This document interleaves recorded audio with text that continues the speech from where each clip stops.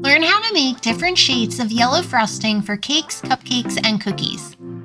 Yellow frosting is perfect to decorate baked goods with for so many different seasons like fall, spring, and summer, and can be used to make beautiful flowers. Welcome back, or if you're new here, my name is Kate and this is Bake That. I am using the Americolor brand, but use whichever brand of gel food coloring you have available. You may just need to add more drops of gel food coloring. Add 2 drops of yellow gel food coloring to your favorite white frosting and stir into the frosting until it's completely mixed in. Since yellow is a primary color, you will only be adding additional drops of yellow gel food coloring until you have the shade of yellow desired. 2 drops of yellow gel food coloring usually produces a nice light shade of yellow. Continue to add 2 more drops of yellow gel food coloring to the frosting and stir into the frosting until it's completely mixed in.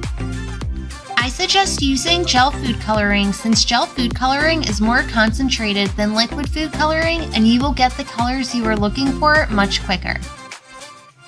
4 drops of yellow gel food coloring usually produces a nice medium shade of yellow. Continue to add 2 more drops of yellow gel food coloring to the frosting and stir into the frosting until it's completely mixed in. Keep in mind that if you let the frosting sit out, it will deepen in color, so if you have the time, make it ahead and let it sit. 6 drops of yellow gel food coloring usually produces a nice vibrant shade of yellow.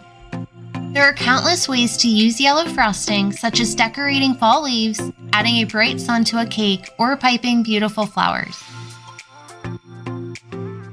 Learn how to make the frosting used in this video or other colors of frosting in the link above or the video description below. Thank you so much for watching. Come back soon to bake more good things.